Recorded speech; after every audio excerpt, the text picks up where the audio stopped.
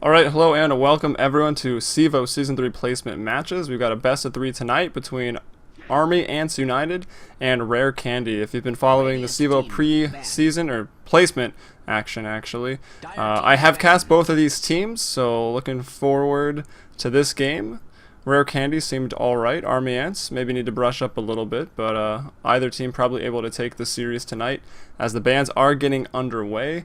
I'm Helium, and with me tonight is Orbit. Yep, gonna be a pretty exciting best of 3, and it's also Friday today, which means it is going to be drinking day for me, at least. I have my sweet, sweet apple cider in front of me. Apparently made with real Canadian apples. I think Wow. it's gonna be awesome. Yeah, I know. I'm pretty impressed. Yeah, for tonight's games, maybe not yet in the CEVO games as they are official. And we like to keep them professional. But starting later, we're going to be doing some NEL games where we're having some drinking game rules. And that should be a lot of fun later. But let's get into the draft here. In game 1, we've got Hypno Toting, I believe the carry player. Banning out Naga Siren and Darkseer. Ice going to be taking out the Bat Rider. Yep, I'm really interested to see how these teams value the Wisp. And it seems like neither of them really have valued it. Oh no, they do. Okay, good. So a first pick Wisp is going to be for AA. Really strong hero if played in the right hands. The thing about a Wisp is it really forces you to do a specific style in order to counter it. Wisp is amazing against split pushers just because you can have your Wisp as well as the carry or whoever it brings just as an instant ganker. But at the same time, if you're 5-manning a lot, Wisp has some faults, I guess, in the fact that it can't really find pickoffs. Yeah, and it can be a weak laner early on. Generally, Yes. has to go defensive, although sometimes you'll see the lanes, I don't know, they turned out to be really strange. Wisp ends up in an aggressive duo lane of sorts. I've been seeing that quite often, actually. But Ice picks up 2 good heroes. Weaver, hard to gank with Wisp, at least forces Wisp to buy Dust and or Sentries because of Weaver's Saguchi if they want to get those ganks. Nick Sasson, once he's level 6, will have Vendetta, of course, so and Spike Carapace. It could, again, be a potentially hard gank for Wisp, as Hypnototing goes with an OD, and that's a hero I love to pick up against Wisp. I would have picked OD and SD right there. You can buy so much time with Astral and Disruption with those Wisp ganks to have your teammates either come in and help you or wait 12 seconds and then get sent back. Yep, and to be honest, I do not like that pick here, the OD pick. The main reason being the second pick for Rare Candy, the Nyx Assassin. You're going to have a support hero that's able to do like 600 damage mana burns in the mid to late game against an OD, which is completely massive here. Not only that, but when Nyx hits 6, like it was such a good pick for them against the Wisp as well, because he can just like melt the Wisp in any fight. But yeah, as I had mentioned, it's like specifically against the Outworld Destroyer, Nyx Assassin is just really nice. I'm surprised to see no one banning out, or not really no one, Hypnototing not banning out OD mid counters, notably maybe Kunkka, Viper, and the most common one, Razor. I have a question about that Viper matchup. I saw you stomp a lane, Viper versus OD in MLG, but you said you got lucky and shouldn't have won. How do you play that matchup as Viper? Just max the orb, I would assume, no? Or corrosive? I actually maxed the second spell. I get so you actually, in my opinion, I only get a couple in the orb because you don't really have that much mana to be using it, especially like spamming it. I know the normal build is to go 3 in it with 0 cooldown, but I'd much rather have the extra points in your Nether Toxin to be able to last hit a lot easier and just kind of like trade harassment as well as last hits, because it's very hard for OD to trade with you with your passive, with your corrosive skin. And then I saw Arteezy in that matchup on the OD, and he went bottle on OD, a hero who doesn't normally get it. Is that basically just so you can make sure Viper doesn't even have the 20 mana to throw out the orbs?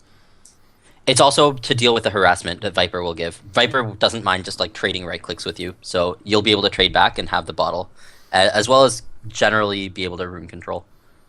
Alright, so now that that's out of the way, something I was wondering about, I think I was on the right page there with that matchup, but in case viewers weren't, we've got more bans coming out though. Shadow Demon as well as the Nakes going to be taken out by Hypnototing, so they don't want to go against a Nakes, and they don't want to pick it. Nakes isn't the best hero to pair with Wisp because you can't tether through the rage, and Rare Candy will be banning out some greedy picks maybe, really strong pushers later on to the game, the Alchemist as well as the Nature's Prophet. Surprised at the Nature's Prophet. It's a really good ban in the sense that they don't want to deal with the Wisp plus carry split push and the Nature's Prophet split push. But they do have the Nyx Assassin, which works really well against that still. They actually end up picking up the Rubik. It could be a pick more for them not wanting the other team to have it than the other way around. Because if the other team has a Rubik with a Weaver in the pool, it means that you're going to be getting Shikuchi quite a bit, which would be really nice. On the other hand, I'm surprised that CK wasn't banned out at all. And if I were Hypnotoading here, I would be looking to grab that hero up. I'm not Hypnotoading, as you can see, as he has picked up the Windrunner. Alright, so we've got the wonderful Ginger. Windrunner picked up there as the third pick. Probably looking to be an offlaner here. Could be a support and maybe a farming hero inside of that tri lane, but I'm expecting offlane. We'll see how it goes. It's kind of fallen out of favor there, though, as of late. Yeah, I see it more as a 4, as a support than the offlaner for sure nowadays. I mean, it's very item independent as a hero, and items kind of help it out a lot. I mean, if you get a 4 staff, you're pretty hard to kill, even a mech. But most of the items you get are pretty defensive, kind of supporty items. Yeah, that just happened. We've got Dusud in here as Ice picks up. Looks like they're one-roll hero. They are on the Radiant, so they could very well do the Ancient stacking shenanigans. And we'll see how that works out for them. It can be shut down early. Obviously, the Medusa has to go to a lane where she doesn't function amazing. The Mystic Snake does provide some okay harass, but generally, I'd say pretty weak in the tri-lanes. What do you make of that pickup? I don't like it here because unless they're aggro trying and running it as a solo safe, the biggest reason being it really depends how they're going to lane it. Right now they have no answer to the OD, which is an important factor that Rare needs to deal with. Medusa definitely can't go against it. Weaver definitely can't go against it. And actually Medusa is the hero that, whoa, Leshrac pick, that's kind of like a third support, unless they're running Windrunner in the offlane. But Medusa is just a hero I've definitely been tinkering a lot with because I think it has some potential. That ult. Yeah, that ult is amazing. Like, ridiculous. But it definitely takes a while to kind of show its power. Yeah, definitely a hero that hits its stride way later unless somehow you feed it kills in the early game. But we say the Leshrac pick up a hero that has kind of fallen out of favor ever since they put a cast animation on Edict, which I realize is probably a really long time ago, now that I'm thinking back. But you see him every once and again. He provides a lot of magic burst, and after the Edict change, Lena kind of took his place, because she also does a lot of magic burst. However, Leshrac, his Edict, still exceptionally good at pushing down buildings if they find any with lacking defenses, I suppose, in the early game, as CK will be banned out last by Rare Candy. They still don't want to go against that CK Wisp possibility, and now Hypnotoading looking towards his last ban here. Even with a Lesh, like a CK Wisp Lesh lane is really scary to deal with. I'd be a bit scared of a Sven pick too coming out from Team AA. Now, the interesting thing to me for this part of the draft is how are AA going to deal with the Nyx Assassin on Rare? I feel like if I was playing this game, the hero I would want to be the most would be the Nyx. Like, you just have a field day with those heroes. I mean, Nyx in general is pretty fun, especially if you get off to a good early start into the game. Yeah. Nyx versus 4 int squishies is even more fun. Yeah, wow, they actually, well, technically Wisp is strength, but... Oh yeah, that's right. Damn, called out. Called out. Well played, Helium. Does he, decent mana pool though, so the mana burn, is it just mana pool or is it based off of the base intelligence multiplier? Okay, yeah, so definitely gonna hurt OD, Windrunner, and Lash. Wisp, he's okay, but Vendetta and an Impale, pretty much gonna be enough to take him down. He's basically a big floating ball target of light saying, Nyx, come kill me. Or Sniper assassinate me. And I have one the other day. Visage, Sol Assumption me, please. As Kunkka will get the ban out there. Yeah, that's one of the heroes that does decently against OD, and probably a hero they don't want to deal with general AoE spamability. I wouldn't be too surprised with a Razor pick here, and that would mean that they are running an aggro try with the Weaver, Nyx, and Rubik. And then the Razor mid and maybe a Dusa solo safe. But they can do a lot here. They could even run a dual lane against the OD. Although, dual lanes can be tricky running against OD. Because one of your heroes will probably not have very much mana. Yeah, exactly. OD can pick one to take the mana away from, so they can't use any spells or their stuns. And OD can buy a lot of time himself. If you go to dive him, he puts himself under. TPs come in, and all of a sudden, you're kind of scared and you run and you can't get out. It happens to the best of us. As Clockwork going to be picked up there by Ice as the last pick. Looks like that will be their offlaner, maybe. I don't know. Still seeing Yeah, to this trying is to figure out what interesting. Medusa's doing.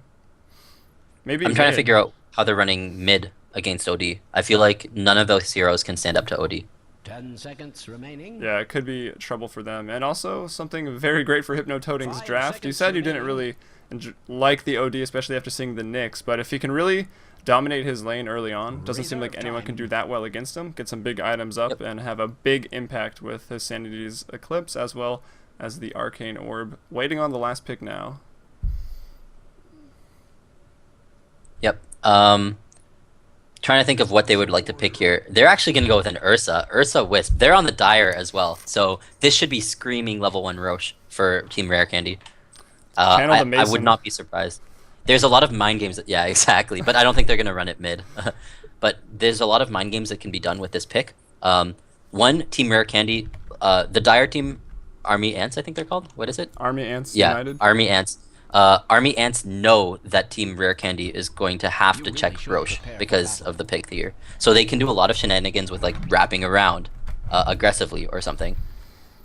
Are they going to actually go for Roche? We could do some That's the question. alliance-esque strategies here as we'll introduce some of the teams here. So we've got Army Ants United, Hypnotoading on that Ursa as we saw picked up. And let me change my camera settings in game real fast. They are way too fast. With all these new sound settings I have to manage, I forgot to do that one.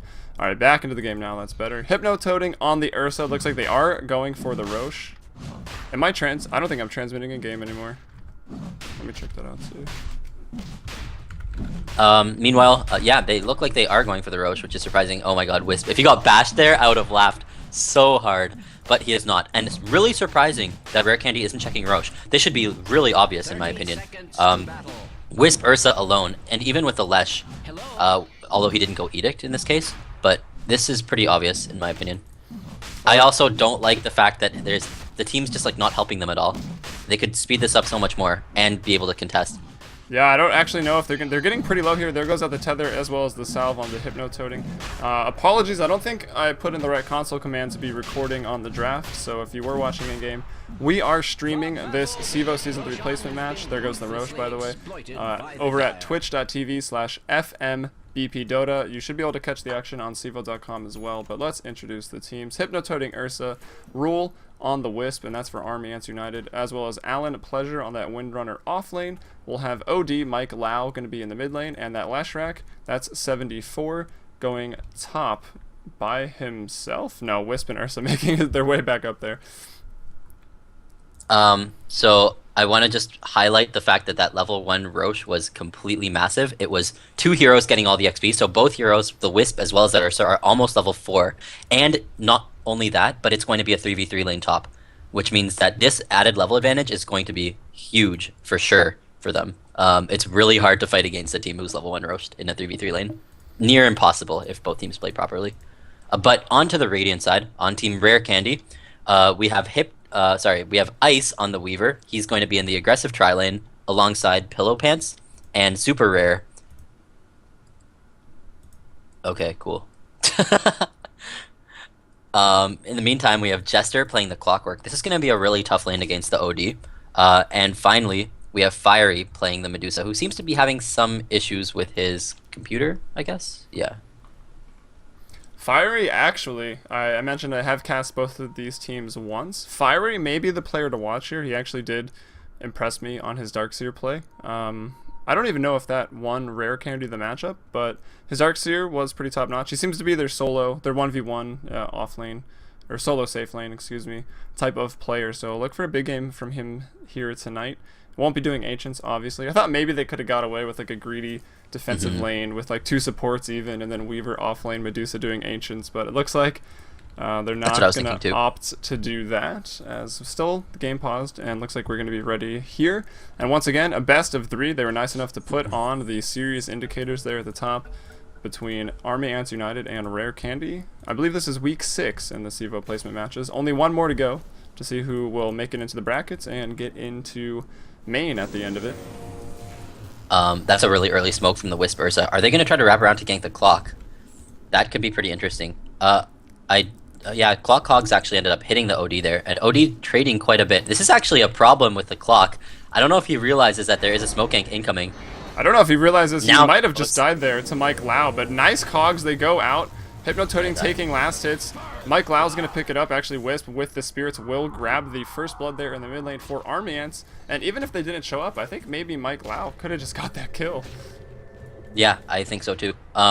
That was kind of interesting. Normally you don't see this happening. Meanwhile, in the top lane, actually, are they going to try to fight? No. I was going to say, Wisp Ursa should have rotated to the top lane, but instead, some weird antics mean that they go into the mid lane smoked and get themselves the first blood. So totally worth it for them. And nice play coming out of Army Ants in this early game. They're still keeping the pressure Look, on there. Crest- Look at diving Yeah, past but- the tier 1 right now. Rule getting pretty low there on the Wisp. Level 2 tethered out onto Jester.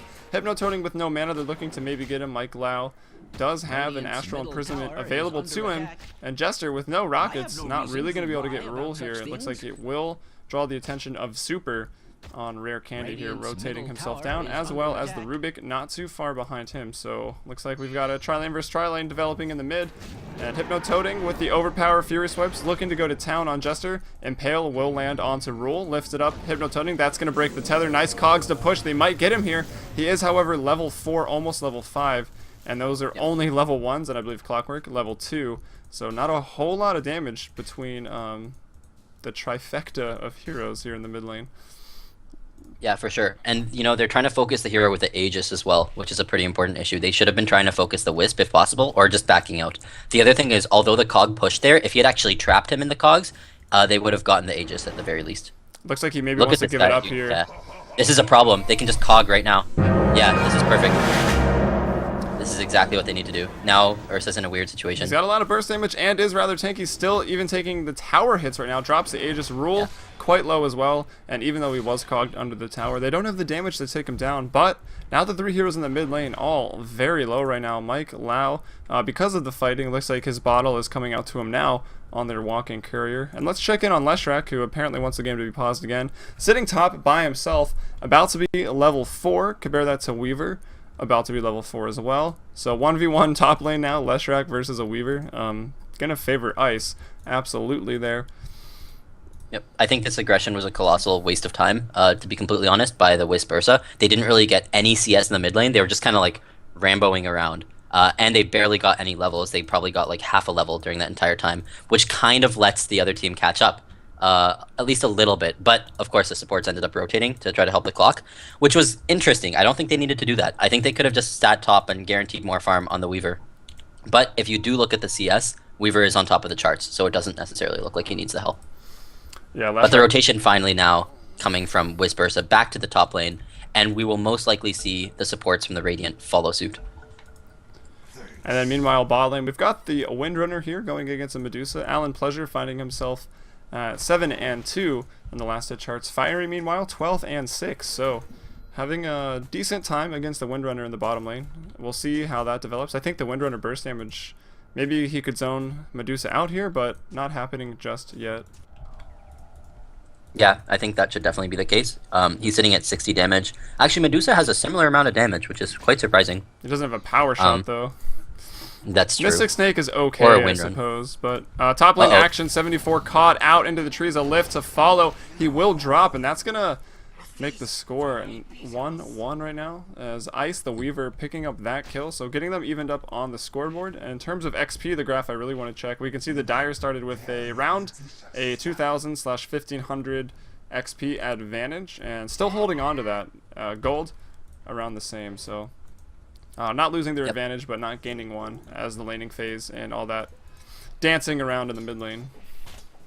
Yeah, that was a really important kill there for the Radiant if they want to try to stay in this 3v3 lane. Even though it was just on the support Lesh, they had some really nice chain stunning. Pinging out the Ursa, actually, he's going to miss his stun. I think they have to go back now, and actually this could be a really big problem. 74 with the split earth on 2. Ursa Hypnotoading with the damages, takes them out. Pillow Pants looking to be in trouble as well, will drop. Make it 2 kills for the Dire. Army Ants United now out to a lead 3-1, and even dropping the Sentry to make sure Ice can't really edge himself into this lane or harass with the Saguchi, and that's phase boots for Hypnotoading.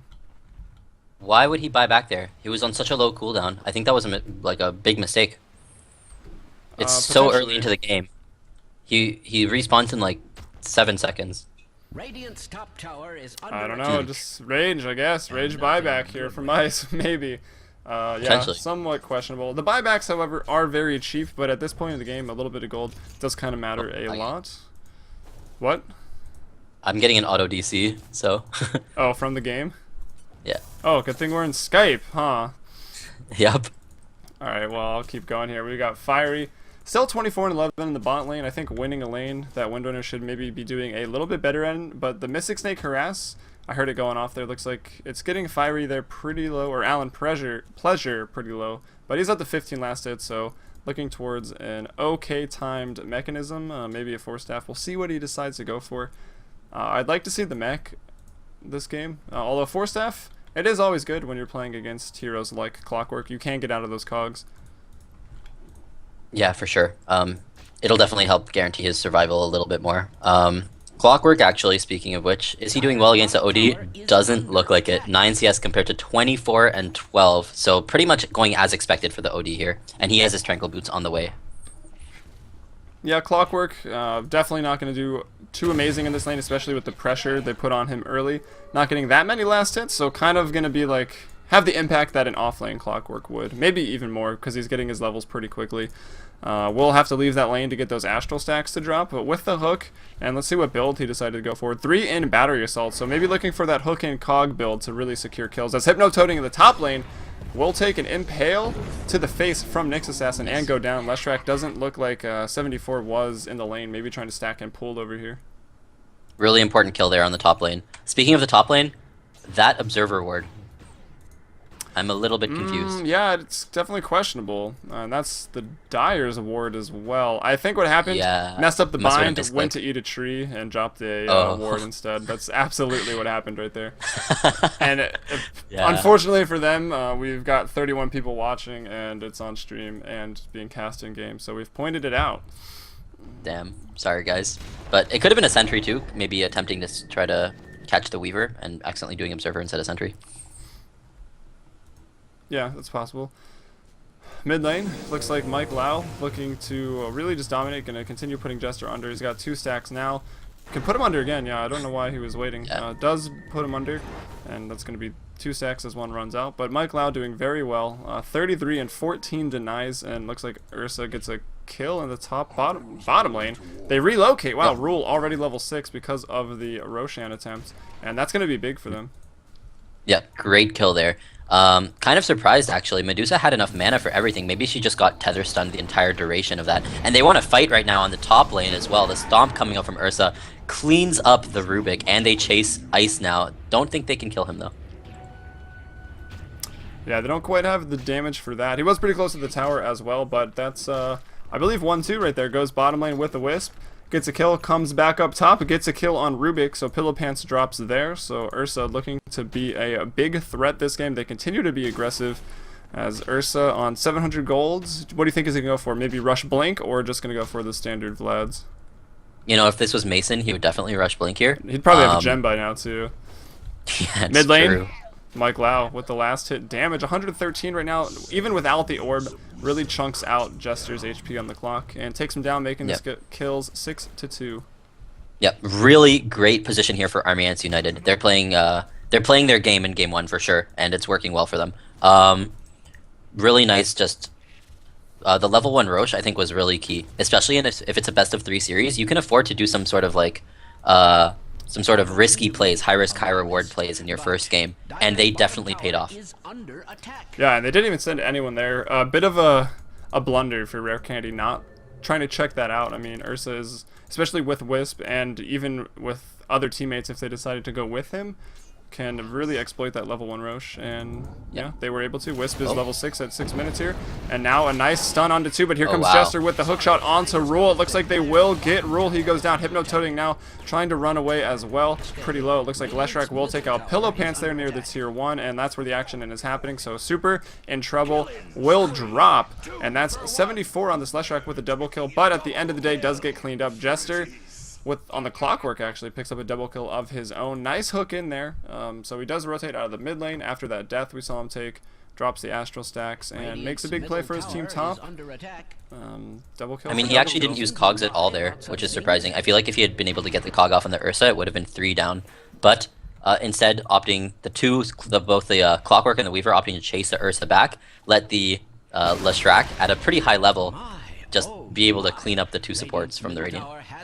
Yeah, that actually kind of paid off for him. I mean, Lestrak is kind of a level-dependent hero as well. I mean, he does a lot of damage in the early game with this Edict and Split Earth, both at level 4 right now, because he's level 8 at only 10 minutes. So there is a lot of burst damage there, especially for Weaver trying to Saguchi in, like, through him. Edict. Oh, bottom lane. Bottom lane, though, action. Fiery shackled to the trees, and here comes another Ursa Wisp gank. And it surprises me that they pick such a fragile hero that's so susceptible to ganks as the Medusa against a Wisp. I mean, the Wisp was the first pick. It's not like they didn't know that this was a possibility. Yep. You know, just a nice drafting play, I guess, here by Army Ants. They just are comfortable with being aggressive with the Wisp really early, especially with the XP from level 1 Roche, and they're using it very effectively. Every time it's off cooldown, they're just sitting on the bot lane and dealing with the solo safe farmer. Would have actually been really funny to leave Wisp to get the solo XP, so Wisp is just level 6 at like 2 minutes, and then relocate ganks with your level 2 Ursa, but not gonna happen here. Maybe it would be hard to do. Wisp could die in that situation. But look how much damage Weaver's taking. Yeah, wow, taking almost half health there from that, and the power shot as well, getting him quite low. Doesn't have the mana even. Now he does for the time lapse. Will wand and time lapse. Jester though, Wisp tethering up with Mike Lau. They're gonna put him under, and this does buy some time for the Radiant to get in position, but it's not gonna give him enough time. Jester maybe will live. No, the Sanity's Eclipse goes off, and now I think Ice could be in trouble. There's no mana after that. Time lapse on cooldown as well, though. Mike Lau, the focus of the rest of the Radiant team, may get out of it. 74 with the big plays. 2-man Split Earth, make it 3, as I believe the Weaver died there. Picks up a double kill with the Edict. Pillow Pants to drop, and now Fiery being chased away. He's on 2 deaths, looking for his 3rd. Shackle doesn't latch. Nice. Maybe it should have, but here comes the ult. He is level 6. Wisp looks weird in stone form. And yeah, that's the Ursa down on the ground right now, but the chase continues, looking for the Split Earth. Maybe, hopefully, Mike Lau can just put him under first. Not nice. The case. The orbs, are they enough?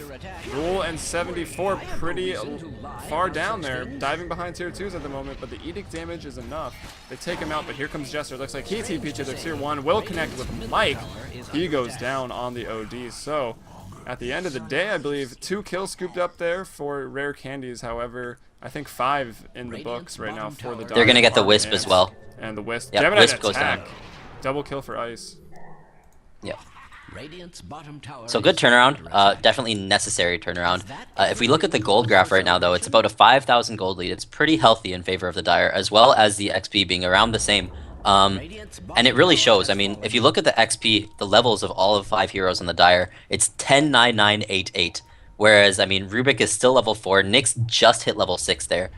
So, could be, you know, could be kind of snowballing early. The beginning of the end, and mentioning the XP, the actual graph is at a 5,000 advantage right now for the Dire. And the gold, right around the same 6,000 advantage for Army Ants United. Looking strong here in this game. Yep. Nyx is level 6, though, is really important. It allows him to be super impactful now. He needs his arcane boots though, for sure, which he's about 600 gold away. There's actually a stack. They've been stacking, not necessarily as much, but he needs to make things happen for his team for sure, because they are quite behind. Yeah, I wonder who was doing that. I like this. Stacking probably for the Medusa. Like what? Yeah, most likely. The fact that they're camping bottom for the Medusa, they're expecting they're expecting it, and it's up. So Wisp just needs to run over to his Ursa, I guess, because I feel like they're gonna want to go there. It looks like he is making his way over there, ever so slowly. However, Pillow Pants shows himself, so maybe that will be enough to deter it. I don't know. If you are comfortable playing that Wisp position, and you only see maybe like one on the map, you might realize it. But they are standing in the water together, holding hands. Here they come in. They're gonna land right onto 2. Nyx wasn't quite there to stun them both, but Rubik with the telekinesis to follow up. Rule gonna be burst down, but here comes the Sanity's Eclipse from OD, stolen by Rubik and used, but Medusa Fiery on the ground, only Wisp dead. Hypnotoading trying to get away on the Ursa. Looks like he'll be just fine, as Ice gonna be put in an Astral, and will go down. Not able to deny, unfortunately, for Army Ants, as the Siege Engine Team player there for Rare Candy picks up the last hit. Meanwhile, Top Jester throws off a hook, trying to get to 74. Gets immediately shackled by Allen, and they may be able to get out of this. No, 74 Wow. is going to take the fall, but the residual Edict damage as well as the power shot takes out Ice. 74 doing so much work this game. Wow, really clutch split earth there to get the kill on the Weaver with the follow-up power shot. He also used his Edict beforehand, so Weaver was taking full Edict damage while stunned. Yeah, he was Great literally play. standing right in the middle of it, which is definitely going to hurt at level 4 Edict. That's 90 damage a second. That's quite a bit. Power shot also hitting for 360, so with those two connecting, even from the grave, Weaver will go down. As Mike Lau scooping up an Invis rune, 74, quite farmed, picking up drums, still on boots 1. Probably just going to go mana boots, I would assume here. Maybe phase if he's feeling crazy. Good rocket there, scouting out the Roshan. They can react in time, I'm pretty sure. Well, Will Hook is down for 4 seconds, but that's not very long. So now it's up. Roche is getting quite low. Another rocket goes off. They know how low it is. I think they may be able to get it in time. It is still just Hook level 1. They may have to back out here. The bugs fly in from Ice, trying to tether out or up the cliff. The Mystic Snake almost takes them both out. Maybe trying to die to Roche, trying to get it. No. Hook in from Jester and Ice as well, doing the work. The ultimate from Fiery, and this could be the door of opportunity right back into this game, making it 12-6. They pick up 3, and they're going to get the second Roche. Mike Lau, without Sanity's Eclipse, not going to be able to fight here. Roche goes down 16, and Weaver now holding on to the Aegis of the Immortal. Huge plays and all on the back of that Clockwork Rocket. Really nice time to scout for Roshan. They knew people were missing, find it out, get the kills on the important heroes, notably the Wisp and the Ursa, before they could get the Roche down, and secure it for themselves. So nice play here. This could be the beginning of a turnaround. See if the graphs will correspond with what we think. It looks like they do. The gold and XP all the way back to equilibrium. Gold quickly approaching it as well. So that's Rare Candy's ticket back into this game. And with the Medusa, that's a really good sign for them. They can really, I guess, get carried by this Medusa, as she is a very, very hard late game carry. Clockwork again continuing to do work, but Split Earth does land as well. And yeah, they're able to get one out of that. That's Allen on the Windrunner to drop, but here comes Mike Lau. Sanity's Eclipse is available, only has 1 stack of Astral Rule to fall down. Ice still doing work. Maybe the hook, I'm not sure if he hooked anything, but Fiery's getting kills here. He's came to fight. Mike Lau throws off the ult, only takes out the Weaver. He's got the Aegis. Looks like Clockwork will fall to Mike Lau's Arcane Orbs. 74 goes down as well, and what a comeback. Only a Clockwork. They use the Aegis they got, but Weaver, a hero that doesn't really need it anyways. And they pick off 3 there for the price of, it looks like, their Aegis, the Rubik, as well as the Clockwork. And Medusa gets another kill there on Ursa. Shackle up, the ultimate is off cooldown. I don't think that Astral is going to stop it. It does turn a Windrunner to stone. Shackle shot is not quite online, a couple more seconds. Nice. And it looks like that Impale from Super going to get him home safely. Yep, nice Impale, just securing everyone's life there. Good play by Weaver there, just knowing that he does have the Aegis. He was being very aggressive in that last fight, which is perfect, considering that he is decently highly leveled. He's sitting at level 11 with maxed Geminate attack, actually. Yeah, alright. I mean, that's not anything too crazy, I feel like. Yeah, I think it's like 50-50 in what the people really enjoy these days. Yeah.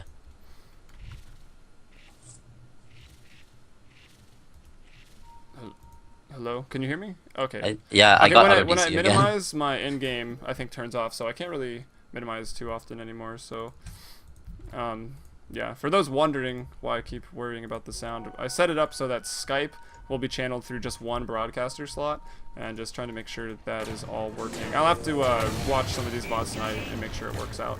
See if I have to change anything. As Jester here throws out the cogs, gets Split Earth. Ursa is there, but Pillow Pants on the backside. Jester throws the hook. Will take out Rule on the Wisp, so he goes down, but Jester gonna pay for it with his own life. It's 1 for 1, probably not quite worth it. As Hypnotoading now looking to do work, taking a lot of damage actually, but Pillow Pants, the Split Earth, lands from 74. The Astral well placed there to set that up. As Fiery, what is the cooldown on this ult? Every single team fight, it's up. And he's going to town. He's trying to free somebody, but it looks like he will eventually. The Force Staff is up on Mike Lau. He bought it after the last fight, uses it there, but goes down anyways. And 74, wow. the Call him the Great Orchid plays, Man. man. Taking out Weaver every single team fight with Split Earths and or Edicts, as now Fiery and Super looking to push the tier 1 mid.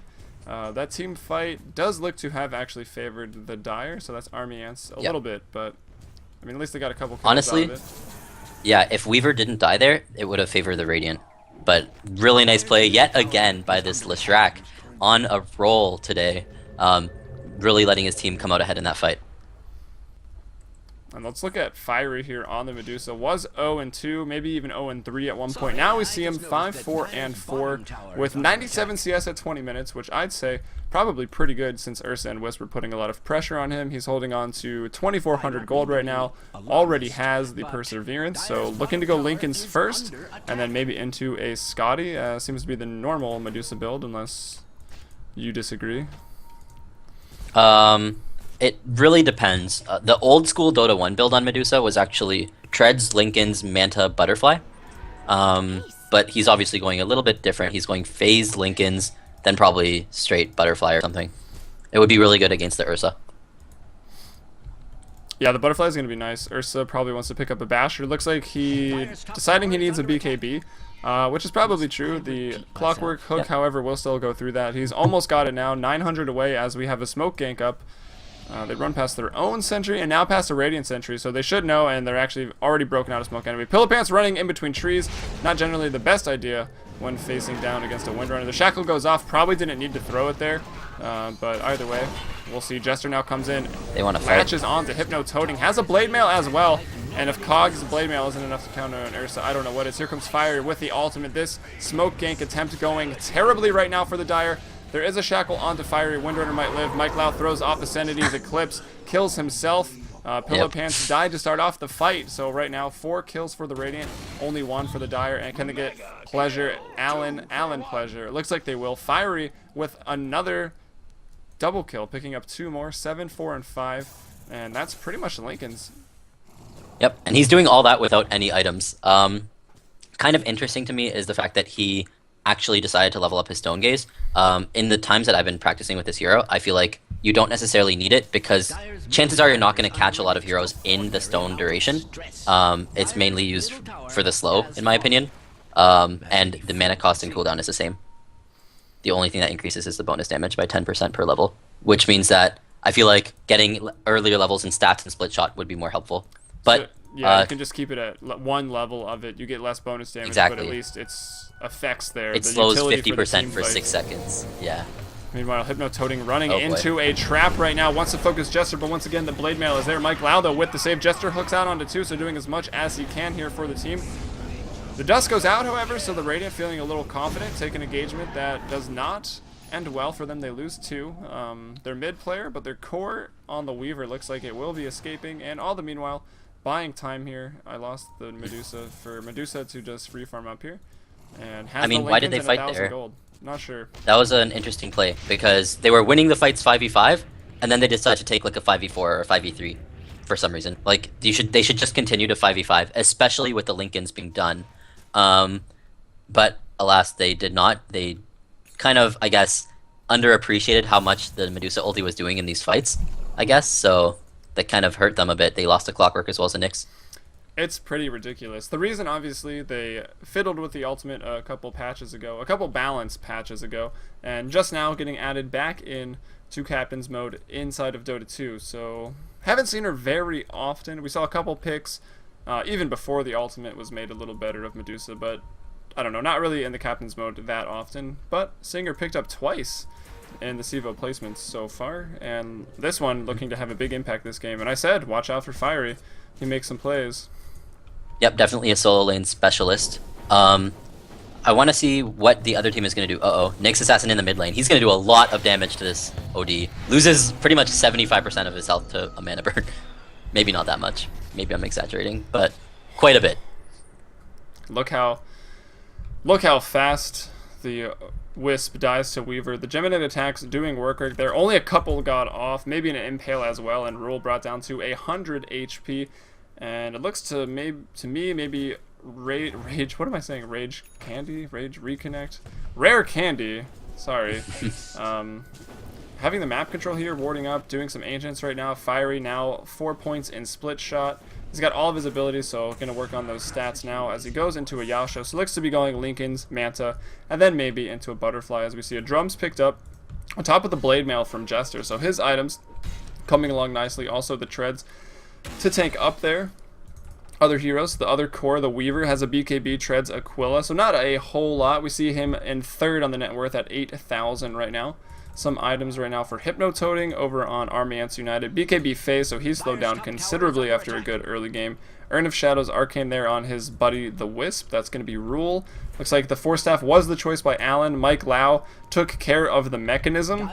I think I would have rather had Windrunner with the mech, and then Mike Lau with more intelligence to semi-carry out the mid-game here, as they're starting to fall behind. And as many plays as 74 has been making, his impact dwindling a little bit as heroes get stronger. Power Treads, Drums, as well as a Gem. I think even Lesh, with the amount of farm that he was getting earlier, could have gone the mech. The fact that OD has to go mech and now he's going BKB means that's 2 items that don't really help his DPS very much. BKB does a little bit, but not as much as a Hex would. Yeah, exactly. And of course Hex has amazing teamfight utility, able to take out that Weaver and burst him down, as Weaver doesn't have the Lincolns. Someone who does though, that's Fiery. That's going to make him deadly, and the mana regen on top of Mana Shield makes him very tanky with that item. And of course, Pleasure, Sir Alan Pleasure, impaled and dies very quickly. Doesn't even have time to wind run or even think about what was happening. No, unfortunately, no pleasure in that gank for him. No. And they are going to compound that and start going on the bottom tower for the Dire. This should be a pretty easy tower. They could even put some pressure and then go for Roshan, but it's pretty hard to do here. Especially, I mean, it's a really risky fight for a Radiant team to take. But this Rosh is so key. I think like whoever takes this next Roshan has a pretty decent advantage. The Dire would have to win a fight and then take it, but the Radiant could maybe get it before people notice. They could just be going there now. They're right next to it with 5. Cheese is on it. And they see a lot of players right now in the top. However, that is Ursa and Wisp, so of course they can just go. The pings come out now. Looks like they want to go for it with the double damage from Fiery. That is going to take away any doubt they may have had. Jester goes back to just disrupt this, maybe change their minds. But now we've got 3 heroes converging onto the Roche pit from the Dire. And is the damage there, even with the DD? Let's see. Here it comes. They're fighting without the clockwork now. This is going to be great for the Dire if they can take it. What a play by the clockwork. Cancel the TPs. Yes, he canceled the channel for Wisp. And this is a massive fight for the Radiant now. Turns it right around here. Mike Lau getting very low, does 4-staff out. I think Weaver on the prowl, on the chase rather, able to get him down, and they take out 2. The Wisp goes down to Jester, I believe they're in the top lane. And I have to say Jester, impressing me as well. Nice item build, especially going against the Ursa. And of course, canceling that relocate was huge. Yep, I was gonna, like, that was the right play by the Dire, but the Wisp needed to kind of stay far in the back and not get hooked, because of course the Wisp's ultimate is a channel for the duration before it goes off, which means that anything like any stun basically will cancel the Wisp ult, and that's exactly what happened with the clock hook. Yeah, I actually questioned Jester's TP back there, but he definitely made up for it, canceling that. Yep. Yeah, for sure. I thought the same thing. I thought this was a massive opportunity for the Dire to try to contest Roche. And, you know, he made a really nice, clutch hook there to save his team the fight there. The Balba hooks. Haven't actually the seen orb hooks. What are you talking about? Oh yeah, the orbit hooks. Excuse me. Forget Balba. All he does is play Timbersaw now. I haven't even seen him play another hero. But we'll see.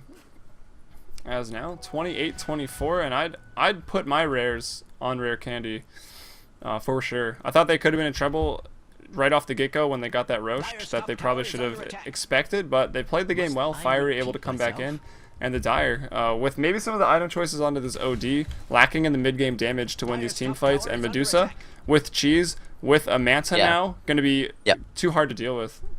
Agreed completely. I think she's just too tanky with the Manta, and she has too much utility. They can't really do much. Although she doesn't end up picking up the Manta. Maybe she's going something else. She might be going straight Butterfly from Yasha. Not a bad idea either. Yep. Agreed. She's probably going to sell her Aquila right now and pick up the Eagle Song. How do you feel about Aquila as an item, and when do you get it? Just curious. Pretty situational item, I would say. That's what I think too. In my opinion, almost all the time, I'd much rather get just the Ring of Basilius. All right, yeah, behold that thought as Jester goes on to Alan here, hooks him up. There's the Astral from Mike to keep him safe. Going to be putting under that Leshrac as well. And I think they're going to be able to get out of here. Oh, not Everyone him. but Didn't see Lesh. him.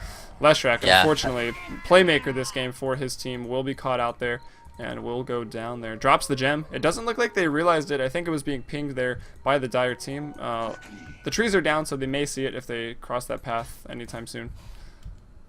Yep.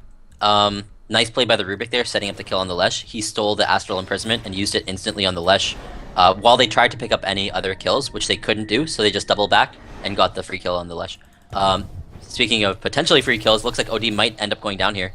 He's actually going to get force-staffed away by his ally. He still hasn't used his. Alan Pleasure kind of taking one for the team there. Yeah, so what happened there to start that off is Super scouted out Mike Lau on the OD, got him pretty low with his Vendetta, as well as a Mana Burn and Impale, and then it looks like Pillow Pants as well as Ice were converging there, able to get the Windrunner, but Mike Lau with the Force Staff, and or an ally's Force Staff, was able to get out of that, but now it looks like we've got the Radiant here, Rare Candy 5-manning, doing work onto this tier 3. It looks like a Desolator has appeared here for Ice, so getting the push ready, and yeah. There's the hook on 2.